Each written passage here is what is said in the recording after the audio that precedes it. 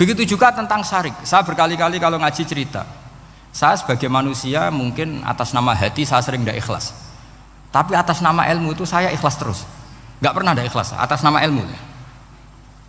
Saya beri contoh, sampai aku pengen ikhlas permanen, meskipun aku sepotonganmu ya ikhlas, tapi ini latihan, jenenge latihan. Nah ini saya beri contoh, nanti setelah pulang ngaji ini pasti ikhlas, secara ilmu paling enggak. Ya saya ulang lagi secara, nah hati segera roh hati banyak kepentingan lah jenenge hati. Lama sekali kita ikhlas mengatakan ini putih, ya kan? Kertas ini putih apa hitam? Putih. Kamu ikhlas gak? Ikhlas kan? Gak ada yang bayar kan? Kamu mengatakan putih kan? Gak tak bayar. Terus peci saya ini orang pasti sepakat ini hitam. Dan lama sekali orang mengatakan ini hitam, tanpa ada yang gaji. Nah, kenapa kita ikhlas? Karena memang faktanya ini putih, sehingga kita katakan putih. Peci hitam, faktanya juga hitam, sehingga kita katakan. Pertanyaannya, kenapa ketika Allah kamu katakan Tuhan, kamu udah ikhlas? Padahal kamu mengatakan ini putih-putih, gak ada yang gaji juga mau. Alasannya apa? Karena ini fakta. Gitu. Sekarang Allah Tuhan itu fakta apa enggak? Fakta. Loh, kenapa untuk mengatakan Allah Tuhan kamu nunggu opah? Lho iku ngawur tau ora cara ilmu. Boten ngawur boten. Ngawur kan? Harusnya kalau mengatakan fakta itu yang ikhlas. Putih kita katakan putih, hitam kita katakan hitam, meskipun nggak ada yang bayar. Nah itu ilmu. Maka kalau kita dengan ilmu nyembah Allah mesti ikhlas. Ya Allah memang kau Tuhan ya tak sembah. Atas nama ilmu loh, saya ulang lagi, atas nama. Tapi kalau atas nama hati, Gusti nggih nyembah lah Gusti nyuwun opah lah kula ini kan. Maksudnya ku yo piye no, jadi ribet. Makanya di bab fakta itu Allah ngendikan waman azlamu mimman abadani li jannatin aw narin laulam akhluq jannatan wala naron alam akun ahlan al-uto'ah. Siapa yang lebih zalim ketimbang orang yang menyembah saya yang karena takut surga atau ingin masuk surga atau takut neraka. Andai kan saya sebagai Tuhan tidak menciptakan surga atau neraka, apa terus saya tidak dituhankan? Umpama pangeran ragai swarga neraka itu tetap pangeran tora, tetap pangeran kan? Jadi ilmu itu beda dengan rasa, ilmu itu pasti objektif. Nah, dulu saya ulang lagi, orang kafir itu dijak begitu itu mau. Sehingga ketika mereka Islam hari pertama saat itu juga langsung ikhlas karena logikanya permanen. Saya beri contoh ya. Orang kafir itu kan pernah nganggap fungsi Lata, Uzza, Hubal, Manat itu setingkat sama Allah. Padahal mereka oleh mereka dianggap syarik, dianggap setara, dianggap mitra, dianggap sederajat dengan Allah. Sehingga mereka diceritakan Allah balhum qaumu ya'dilun. Mereka komunitas kaum yang menyamakan selain Allah dengan Allah. Padahal gak mungkin kan, selain Allah setara dengan Allah kan gak mungkin. Iku dulu lan nerangno kangelane sak boleh. Cara gurune kuwi. Tapi gurune Kanjeng Nabi Muhammad sallallahu alaihi wasallam. Iku nerangkan sekali itu orang kafir paham semua dan semuanya masuk Islam. Itu hebatnya bayina hatta ta'tiyahumul bayin. Nabi cara nerangkan diajari Allah begini. Misalnya saya kerja keras, kemudian beli Innova. Ya, atau adol warisan beli Innova. Kemungkinannya kan kerja keras atau warisan. Utawa ngerayu mertua kelar tuku Innova, kemungkinan itu sing rodok dake itu jalur pintas ngerayu mertua lewat bojone maksudnya, semacam-macam lah. Apapun itu ciri khas pemilik itu nggak ingin orang lain itu setara dengan dia. Kue kerja keras nabung puluhan tahun beli Innova, kemudian teman kamu udah ikut beli, cara menguasai Innova itu sama dengan kamu. Nak nyiler atau pamit atau bensin ini sak enak ide. Kue mangkel gak kira-kira? Kamu punya rumah, terus ono wong mlebu slonang-slonong kayak pemilik, kamu mangkel enggak? Mangkel. Nah, Allah cara membuat tamsil itu ya begitu. Halakum mimma malakat aimanukum min syuraka'a fi ma razaqnakum fa antum fihi sawa takhafunahum ka khifatikum anfusakum.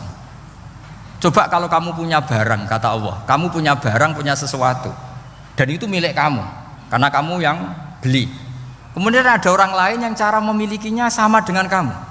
Mau enggak kamu seperti itu? Ya enggak mau Muhammad, ini milik saya kok ada orang lain yang merasa setara dengan saya, enggak mau saya. Kalau orang lain mau pinjem ya harus ngemis-ngemis lah, harus dodok-dodok. Ya seperti itu Allah itu bumi itu yang menciptakan Allah sendiri. Kemudian kamu menyertakan orang yang tidak ikut menciptakan setara dengan Allah. Ini apa-apaan? Oke mat, kalau gitu Allah la syarikalah. Jadi itu tamsil apa? Saya ulang lagi ya, kalau kamu beli Innova, mau nggak ada orang lain yang cara menguasai Innova itu setara dengan kamu? Mau nggak? Nggak mau kan? Bahkan istri saja nak nganggo kudu pamit. Nak lagi nengan, arah nengan ya oleh. Tapi apapun itu kan tetap saja harus pamit, harus prosedur. Namanya ndak ikut punya. Nah itu kemampuan ini yang mulai hilang di umat Rasulullah. Jadi Nabi itu punya fatona. Fatona itu kecerdasan untuk memberi penjelasan. Disebut orang kafir itu tidak akan infikak, tercerabut dari cara berpikir mereka, munfakin hatta ta'tiyahumul.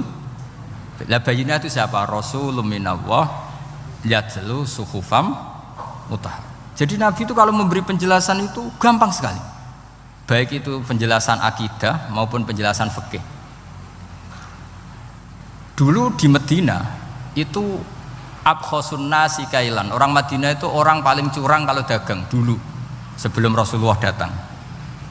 Sehingga misalnya mau beli pelem itu mangga itu, pentil ya dihitung pelem.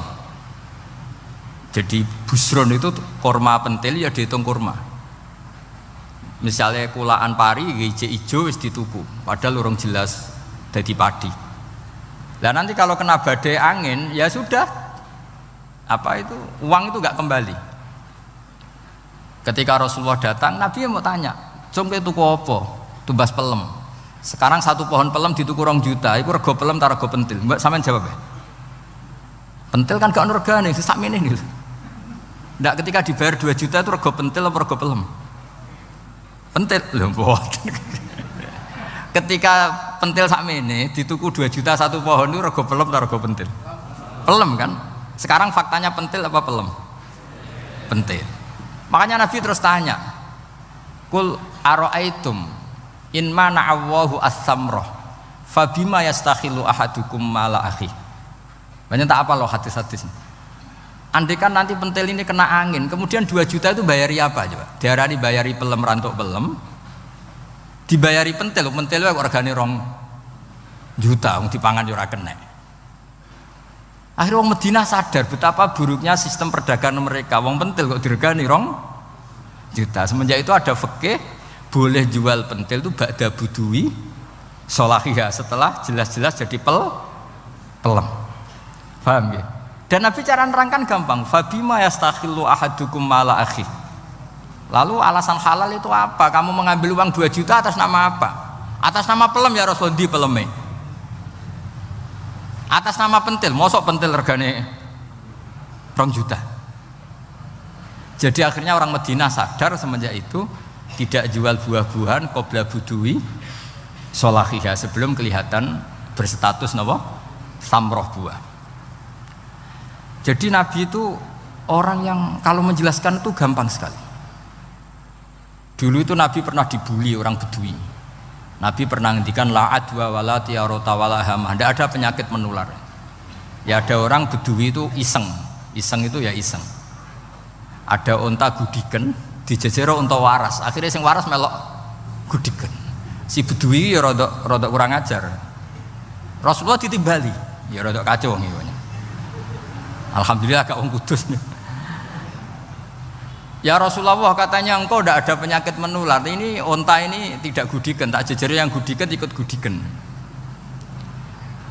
Terus Nabi banget pinter ya. Dikira Nabi itu kan kalah ya. Nabi jawabannya enak. Faman a'dal awala.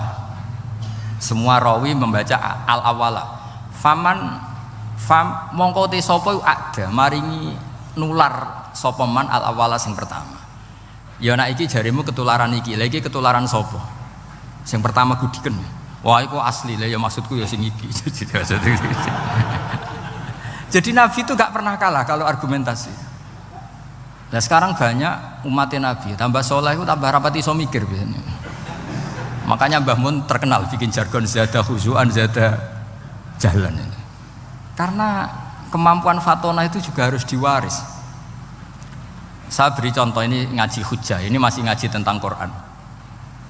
Biar kamu tahu kualitas Quran itu mukjiz betul. Ini tak bacakan 2 kitab yang permanen itu Bukhari. Saya bawa usul fikih yang dikarang Abu Bakar Al-Baqilani, gurunya Imam Haromen. Jadi mbah gurunya Imam Ghazali. Imam Ghazali ngaji Imam Haromen. Imam Haromen ngaji namanya Syekh Abu Bakar Al-Baqilani. Itu orang top, orang terkenal sekali. Itu ngarang kitab namanya I'jazul Quran, itu yang dipakai hampir semua ulama itu. Saya pernah belajar itu pas musim haji. Saking sakralnya kitab itu tak baca berkali-kali pas musim haji, I'jazul Quran. Orang kafir itu kan otaknya sudah error, tapi kandanannya angel. Dan itu kalau kita salah ngelola argumen itu bisa kalah gitu. Saya beri contoh ya. Ketika Nabi Musa memaklumatkan sebagai nabi, itu Fir'aun tanya, "Wa ma Rabbul Alamin?" Lalu Tuhan Rabbul Alamin itu siapa? Jawabnya Musa ge normatif, Rabbus samawati wal ard, yang nuhani langit dan bumi. Fir'aun enak aja, gampang. Ma'alimtu lakum min ilahin ghairi. Saya jalan-jalan kemana-mana yang dituhankan di bumi saya, berarti ya saya Tuhan. Soal kemungkinan Tuhan di langit, terus Haman dipanggil. Haman itu arsitekturnya Fir'aun. Ya Haman ibnili sorkhal la'ali abluhul asbab as-samawati fa'attali'a ila ilahi Musa. Haman, bikinkan piramida yang tinggi supaya saya bisa melihat Fir'aun. Tuhannya siapa? Musa. Wa inni la'adzunuhu kadziba. Diulang beberapa ayat. Ada wa inni la'adzunuhu minal kadzibin, itu ada beberapa ayat malah. Musa kan kaget. Oh ini nak piramida dadi Fir'aun munggah mesti ra roh pangeran. Mungkin saya ngaku nabi ora tau roh langsung pemenang santri ta barang ora roh. Ini kan Fir'aun, Musa akhirnya bingung. Lagi misalnya munggah tenan mesti ra roh Allah. Padahal kata Musa, kata siapa Fir'aun? Ibnili sorkhal la'ali abluhul asbab as-samawati fa'attali'a ila ilahi Musa. Kemudian saya bisa melihat Tuhannya siapa? Musa. Wah jare Musa, wah prono iki nak munggah tenan tetep ra roh Allah, jare Allah gak ono. Wong Firaun wis kadung geblek. Angger gak roh berarti gak ono. Apa yang dilakukan Nabi Musa? Beralih argumen. Saya ulang lagi, beralih argumen. Ya sudah, definisinya tidak seperti itu. Tuhan definisinya tak rubah. Rabbukum wa rabbu abaikumul awalin. Sing mengerani buyutem. Wah iku langsung sak majelis separuh itu iman. Wah iki nak Fir'aun pangeran, buyut-buyute ora ono pangeran. Karena pangerane datang terlambat. Ini aneh, pangeran dhisik buyute piye? Wong buyute ra pangeran kok putune pangeran. Akhirnya Fir'aun langsung cara Jawa asemane wah entek. Nah, makanya kalau Syekh Nawawi ngendikan, kalau debat kok wis muring-muring wis ra ilmiah. Makanya terus Fir'aun la'as alannaka minal masjunin, tak penjara gue. Dia sudah ada ilmiah lagi. Ketika Rabbus samawati wal ardi, Fir'aun masih berusaha ilmiah. Saya kemana-mana dituhankan fil ardi, maksudnya di bumi. Soal kemungkinan di langit, saya nanti bikin bangunan mau lihat Tuhanmu Musa. Tapi ketika dipojokkan dengan Rabbukum wa rabbu abaikumul awalin, yang nuhani nenek moyang kamu, entek Fir'aun. Waduh, aku di bapak di mbah, mbahku ora pangeran kok putune pangeran. Berarti mbahku tanpa apa? Pangeran. Wah ribet nih. Penjara Musa. Jadi emosi dia karena sudah enggak bisa debat sudah. Jadi semua nabi itu ciri khasnya itu punya kemampuan argumentatif. Makanya nabi itu harus fatona, harus punya kecerdasan. Dan itu juga yang dilakukan Quran ketika nafyu uluhiyati ghairillah, ketika menafikan bahwa selain Allah itu pasti tidak Tuhan. Ya tadi, kalau Allah itu punya pesaing sebagai Tuhan, ya namanya Tuhan, reputasinya ya aruri madza khalaqu minal ardi am lahum syirkun fis samawat. Mungkin kalau orang-orang tajwid hanya nekuni fis samawati tuni, itu fis samawati tuni, itu kan urusan tajwid ya. Tapi kalau kita yang ahlul makna itu nekuninya kalau merasa Tuhan itu ya punya reputasi. Di antara reputasinya itu ikut menciptakan langit dan bumi. Nah dengan demikian namanya bayinah. Bayinah itu kebenaran yang ketok welo-welo. Sehingga orang kafir itu tidak bisa berbantah-bantahan lagi. Nah, ini disebut lam yakunil ladzina kafaru min ahlil kitab wal musyrikina munfakina hatta ta'tiyahumul bayinah. Bayinah itu siapa? Rasulun minallah yatlu suhufam mutahharah.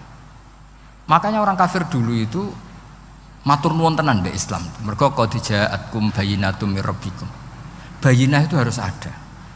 Makanya kita sekarang harus sesering mungkin bikin bayinah.